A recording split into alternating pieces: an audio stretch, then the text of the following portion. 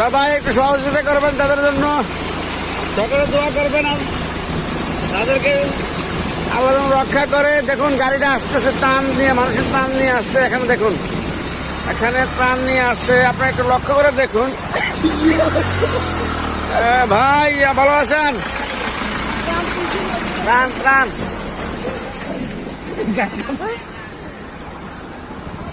আপনি একটু লক্ষ্য করে দেখুন, একটু মানুষ কি পরিমাণ বিপদের মধ্যে আছে। কথা অতিথি বলে একটু ত্রাণ নেওয়ার জন্য মানুষ রাস্তায় চলে আসে।